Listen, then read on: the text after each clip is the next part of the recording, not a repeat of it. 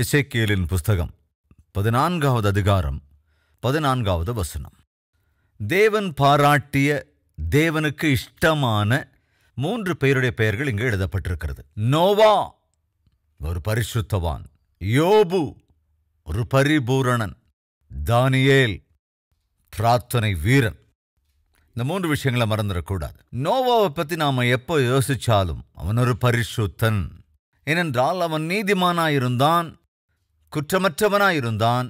தன் தலைமுறையில் இருந்த எல்லோரை காட்டிலும் அவன் நீதி உள்ளவனாக வாழ்ந்தான். எனவே நோவா ஒரு பரிசுத்தன், யோபு பரிபூரணன், தானியேல் பிரார்த்தனை வீரன். இன்று கூடுமானால் யோபுவை குறித்து, தானியேலை குறித்து விரைவாக சொல்லிவிடுகிறேன். யோபு பரிபூரணன். ஏன் அவன் பரிபூரணமானவன் என்று சொல்லுகிறேன் என்றால், யோபுவின் புத்தகம் 1வது அதிகாரம் 1 வசனத்திலே, ஊத்ஸ் தேசத்திலே யோபு என்னும் பெயர் கொண்ட ஒரு மனுஷன் இருந்தான். அந்த மனுஷன் உத்தமனும் சன்மார்க்கனும், தேவனுக்கு பயந்து பொல்லாப்புக்கு விலகுகிறவனுமாயிருந்தான். நாம் கவனமாய் பார்ப்போம் என்றால், தேவன் விரும்புகிறவர்கள் என்ற அந்த லிஸ்ட்ல 3 பேர் இருக்கு. இன்னும் நிறைய பேர் இருக்கிறாங்க. காமனா நம்ம பார்க்கிற முதல் 3 பேர், நோவா ஒரு பரிசுத்தவான், இங்கே யோபு பரிசுத்தவான், பின்பு தானியேல் பரிசுத்தவான். தானியேலின் புத்தகம் 1வது அதிகாரம் 8வது வசனத்திலே பார்க்க முடியும்.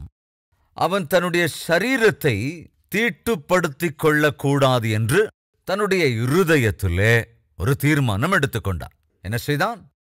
தன்னுடைய சரீரத்தை தீட்டுப்படுத்திக் கொள்ளக்கூடாது என்று திட்டவட்டமான தீர்மானம் ஒன்றை எடுக்கிறான். அதிலும் குறிப்பா வாலிப பிராயத்தில், தம்பிமார் தங்கைமார், வாலிப பிராயத்தில் கெட்டுப்போகிற தங்கைமார், கெட்டுப்போகிற தம்பிமார் இருக்காங்களா இல்லையா?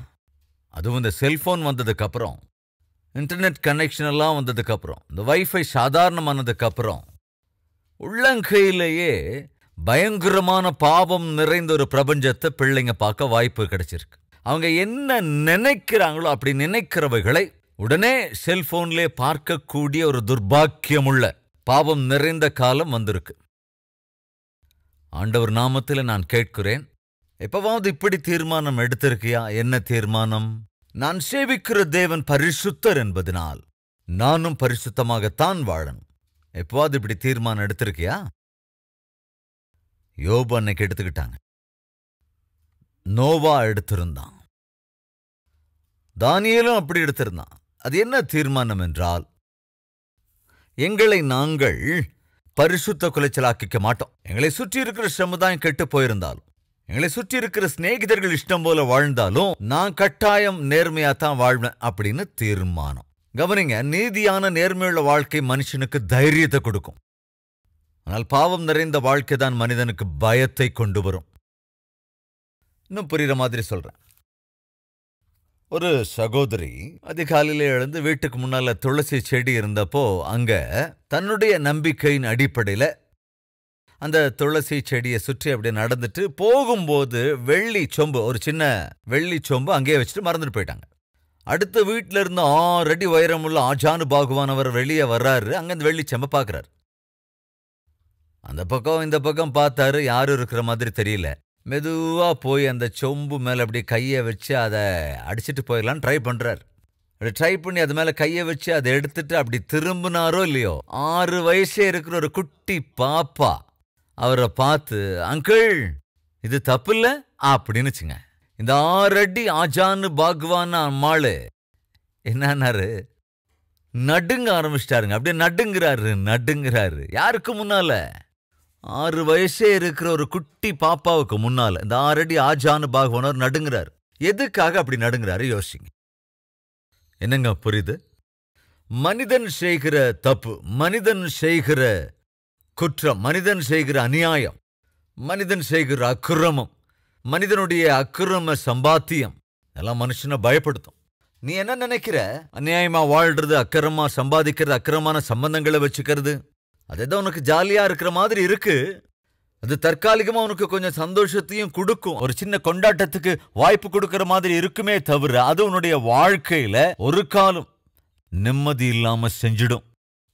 பயத்தையும் கலக்கத்தையும் உனக்குள்ள அது கொண்டு வந்துடும். தேவன் சொன்னார் ஆதாம் ஏவாள் இடத்துல எல்லா கனிகளையும் புசிக்கலாம், அந்த ஒரு கனியை மாத்திரம் புசிக்க கூடாது. நான் அந்த ஒரு கனிக்கு தான் ஆசைப்பட்டாங்க. தேவன் வந்து ஆதாமே நீ எங்க என்று கூப்பிட்ட போது ஆதாம் பயந்து பதில் சொல்ற, ஆண்டவரே உம்முடைய சத்தத்தை கேட்டு பயந்து. தேவன் கூப்பிடும்போது எதுக்கு பயப்படணும்? ஆதாமே நீ எங்க இருக்கிறாய் அப்படின்னு தேவன் கூப்பிடும்போது எதுக்காக பயப்படணும்? அது வரைக்கும் அவங்க வாழ்க்கையில பயமே இல்லையே, தைரியமா இருந்தாங்களே. ஆனா இப்ப ஏன் பயப்படணும்? பாவமும் கீழ்ப்படியாமையும் மனிதனுக்குள்ளே வருகிற போது அது பயத்தை உண்டாக்கும். தம்பிமார் தங்கைமார் கவனிக்கிறீங்களா? ஃப்ரெண்ட்ஸோட சேர்ந்துக்கிட்டோ அல்லது உனக்கு இஷ்டப்பட்டவங்களோடையோ ஊரெல்லாம் சுத்தி கண்டபடி ஊர் சுத்தி அல்லது கண்டதை குடிச்சிட்டு அல்லது கண்ட பாவங்களை செஞ்சுட்டு வீட்டுக்கு வரும்போது உங்களை அறியாமையே உங்களுக்கு ஒரு பயம் வந்துடும். என்ன பயம்? ஒருவேளை அப்பாவுக்கு தெரிஞ்சிருமா என்னவோ, அம்மாவுக்கு தெரிஞ்சிருக்குமா என்னவோ பயம். நாம் என்ன நினைக்கிறோம்? தப்பு பண்ணிட்டு மாட்ட மாட்டோம்னு நினைக்கிறோம். தப்பு பண்ணுகிற எல்லாருமே ஏதாவது ஒரு க்ளூவை விட்டு வச்சே தருவோம், மறந்துடக்கூடாது. மனிதன் செய்கிற தப்பு மனிதனுக்கு தலை குனிவை கொண்டு வரும், அவமானத்தை கொண்டு வரும், அதோட பயத்தையும் கொண்டு வரும். ஆதாமே நீ எங்க இருக்கிறோம் அப்படிங்கிறப்போ தைரியமா வந்து தேவனுக்கு முன்னால வந்து நிக்க வேண்டிய ஆதாம் ஏன் திடீர்னு பயப்பட்டான்? செஞ்சது தப்புங்கிறதால.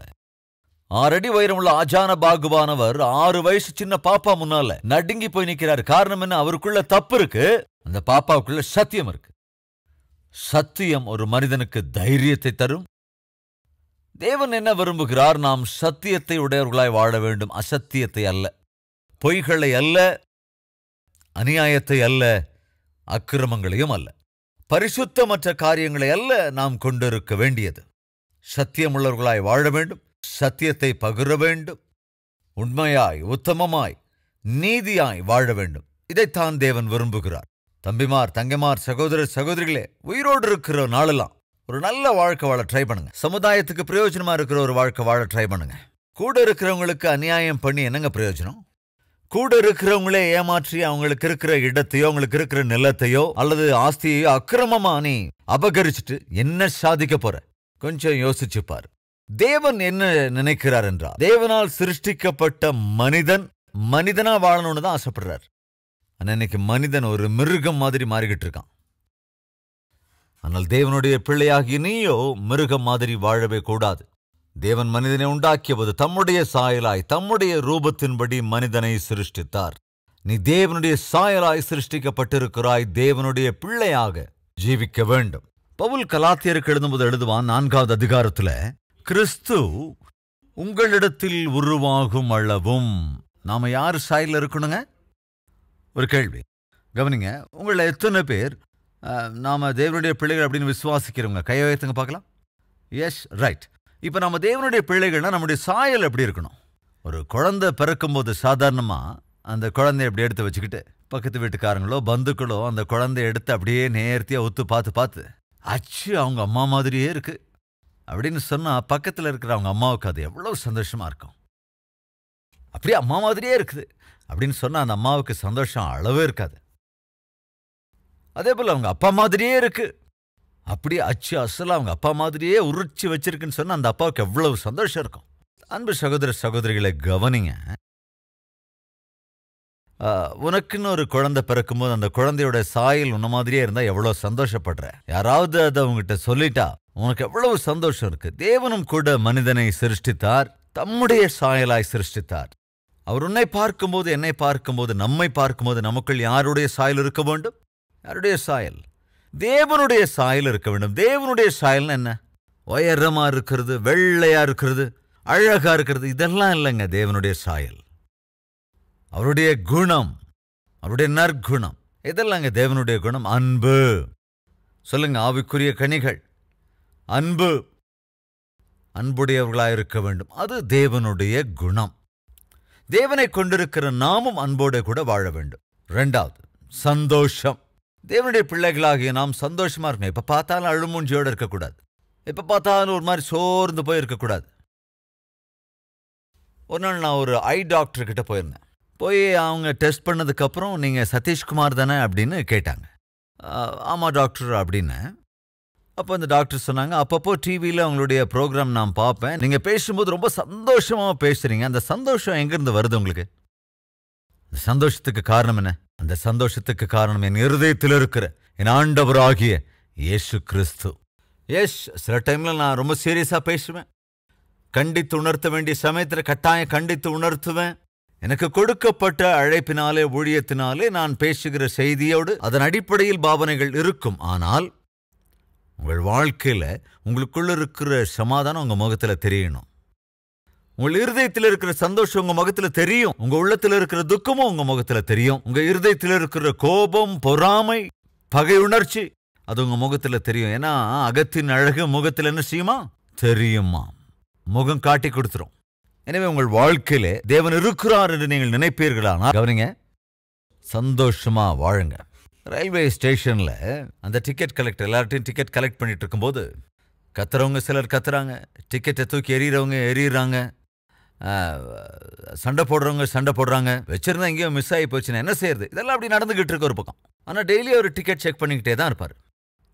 அதே சமயத்தில் ஒரு லேடி நிம்மதியாக மெதுவாக பக்கத்தில் வந்து அவர் கேட்காமலையே அவர்கிட்ட தன்னோட டிக்கெட்டை காட்டிட்டு அப்படி போயிடுவாங்க.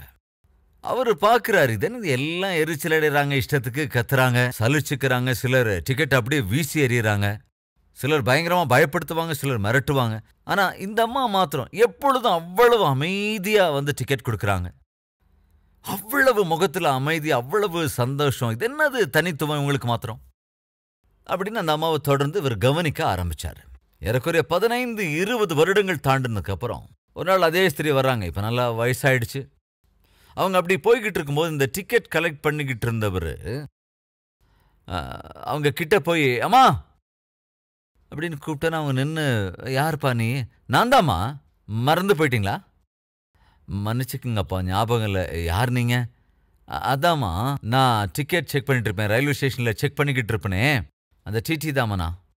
இப்போ நினைவுக்கு வந்துருச்சு. நல்லா இருக்கே தம்பி? நல்லா இருக்கம்மா, ரொம்ப ஹாப்பியாக இருக்கம்மா.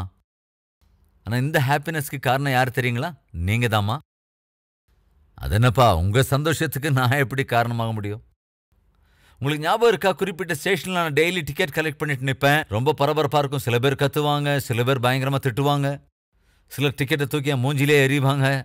ஆமாப்பா, நான் பார்த்துருக்கேன். ஆனால் அவங்க எல்லாரும் அப்படி நடந்துக்கும் போது நீங்கள் மாத்திரம் ரொம்ப அமைதியாக வருவீங்க. கேட்காமலேயே உங்கள் டிக்கெட் எடுத்து கொடுத்துருவீங்க.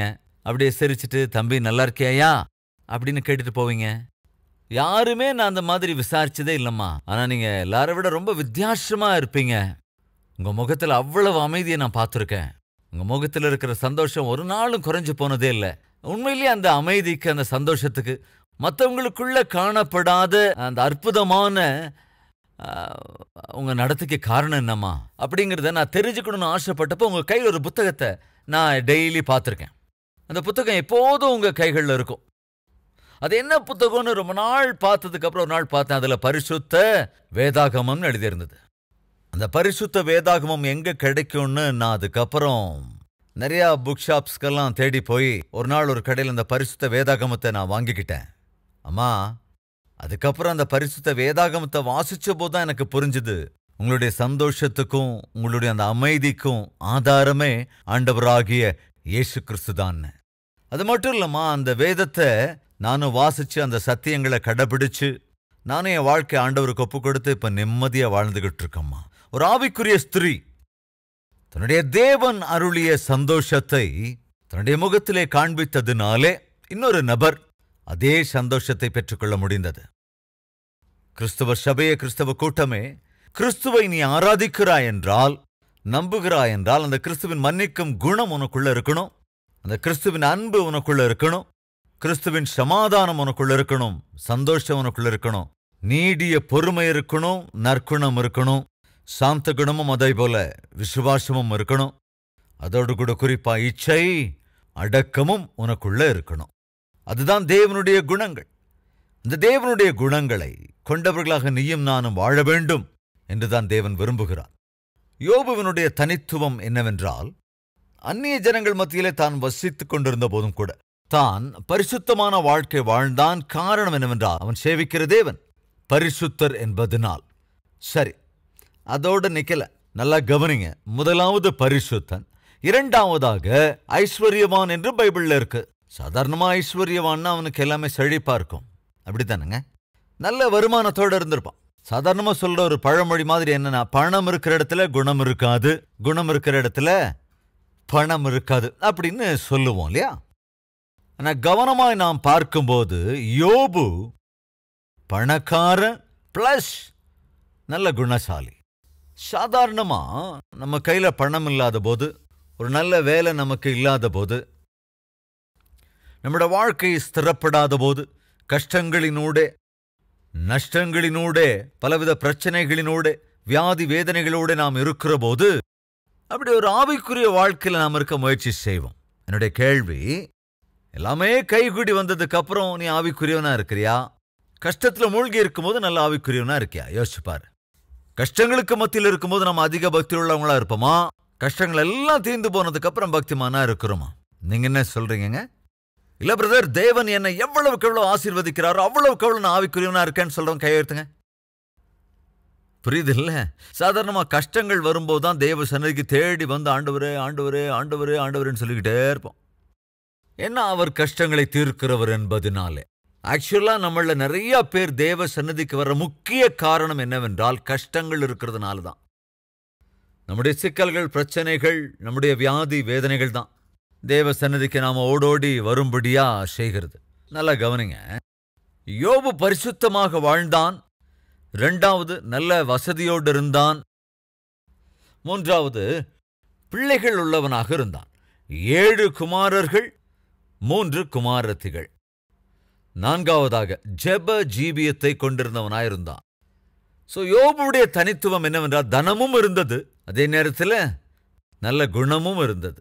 அது மாத்திரமல்லாமல் யோபுக்கு எந்த குறையும் கிடையாது, எல்லாமே இருந்தது.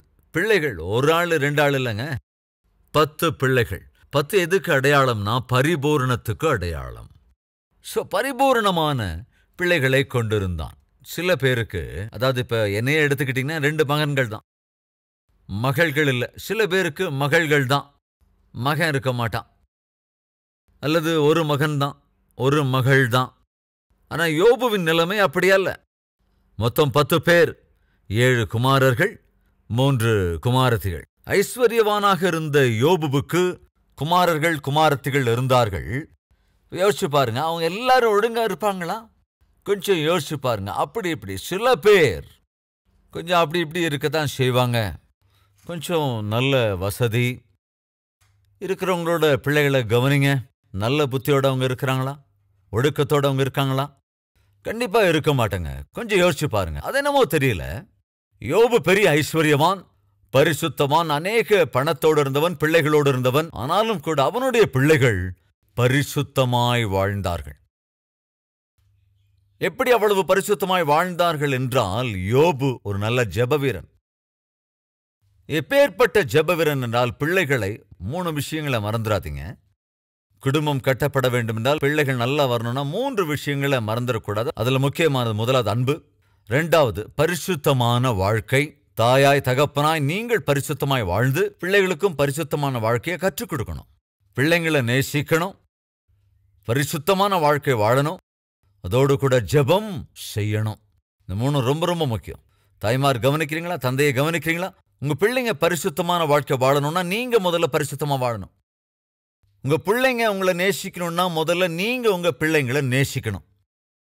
உங்க பிள்ளைங்க ஜெபம் பண்ணணும்னா முதல்ல நீங்க ஒழுங்கா ஜெபம் பண்ணணும். இது 3மே மிக மிக முக்கியமானவைகள். ஒவ்வொரு தாயும் ஒவ்வொரு தகப்பனும் தங்கள் குடும்பங்களை இதை பிராக்டிஸ் பண்ணணும். அன்புள்ள வாழ்க்கை வாழணும், பரிசுத்தமா வாழணும், ஒரு ஜெப வாழ்க்கை வாழணும். இந்த 3ம் பிள்ளைகளை காப்பாற்றும். யோபு எப்பேற்பட்ட ஜெப வீரன் என்றால், பரிசுத்தமான் என்றால், எவ்வளவு அன்புடையவன் என்றால், தினந்தோறும் அதிகாலையிலேயே எழுந்து, கவனிங்க, தினந்தோறும் அதிகாலமே எழுந்து தன்னுடைய பிள்ளைகளுக்காக ஜெபித்தவன். அங்க ஏதாவது தப்பு பண்ணியிருப்பாங்களோ, தேவனுக்கு விரோதமா எதையாவது தப்பி தவறி செஞ்சிருவாங்களோ அப்படின்னு அவன் தினந்தோறும் அதிகாலையிலேயே எழுந்து பிள்ளைகளுக்காக பலிகளை செலுத்துவானா, காணிக்கைகளை கர்த்தருக்கு படைப்பானா, அது மாத்திரமல்ல, பிள்ளைகளை சுற்றி ஜெபவேலி அடைப்பான். சகோதர சகோதரிகளே, தாயாய் தகப்பனாய் நமக்கு பெரிய பொறுப்பு இருக்கிறது. பிள்ளைகளை பாதுகாக்க வேண்டிய பொறுப்பு நமக்கு உண்டு. சியோனின் குமாரத்தியே, அதிகாலையில முதற் சாமத்திலேயே நீ எழுந்து தண்ணீரை ஊற்றுவதை போல உன்னுடைய இருதயத்தை உன் பிள்ளைகளுக்காக நீ ஊற்ற வேண்டும். அப்படின்னு என்ன அர்த்தம்? தாயே, என் பையன் கெட்டு போறான், என் பொண்ணு கெட்டு போயிட்டு இருக்கான்னு சொல்லி அழறதுல பிரயோஜனம் இல்லை. அந்த மகனுக்காக, அந்த மகளுக்காக நீ முதற் சாமத்திலேயே எழுந்து ஜெபித்து விண்ணப்பம் பண்ண. என்னுடைய கேள்வி, எவ்வளவு காலமாச்சு? நம்முடைய பிள்ளைகளுக்காக ஜெபித்து எத்தனை காலமாச்சு? சகோதர சகோதரிகளே, யோசிச்சு பாருங்க. ஒரு தாயாய், ஒரு தகப்பனாய் உன் பிள்ளைகளை சுற்றி, குடும்பத்தை சுற்றி ஜெபவேலி அடைக்கிறாயா? யோபு செய்தான். 7 குமாரர்கள், 3 குமாரத்திகள் நீதியுள்ள வாழ்க்கை வாழ்ந்தார்கள். அது எப்படி சாத்தியமாச்சு? இன்று இருக்கிற ஒரே ஒரு பிள்ளைய நீ உண்மையா ஒழுங்கா வளர்க்க முடியல. ஒரே ஒரு பொண்ணை நீதியா வளர்க்க முடியாம இருக்க. உன் வளர்ப்பில் இருக்கிற குறை. அன்பு கூற வேண்டும், ஜெபிக்க வேண்டும், பரிசுத்தமாக வாழ வேண்டும். இதன் மூலம் நம் பிள்ளைகளுக்கு நாம் கற்றுத்தர வேண்டும். யோபு கற்றுக் கொடுத்தான். 7 குமாரர்கள், 3 குமாரத்திகள். எல்லோரும் எவ்வளவு பரிசுத்தமாய், எவ்வளவு நீதியாய் வாழ்ந்தார்கள். காரணம் என்ன? யோபுவின் அதிகாலை பிரார்த்தனைதான். எனவே தாய் தகப்பன்மார் ஜெபிப்பதை பழக்கமாக்கிக் கொள்வீர்களா?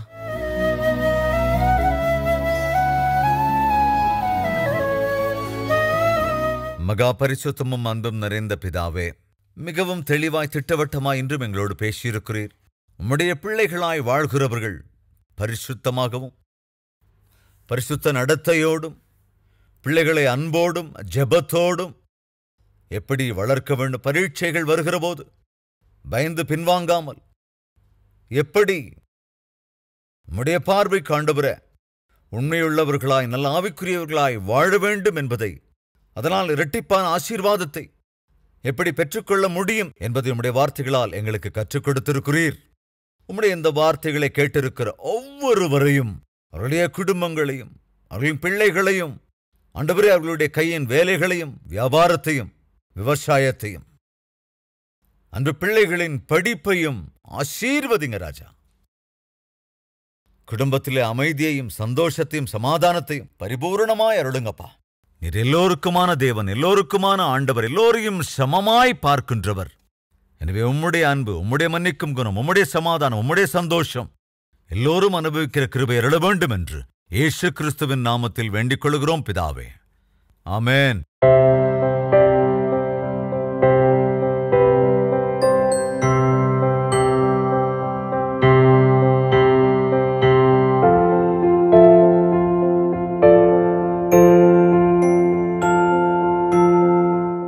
Address Calvary, Post Box number 30, Kokatpalli, Hyderabad 72.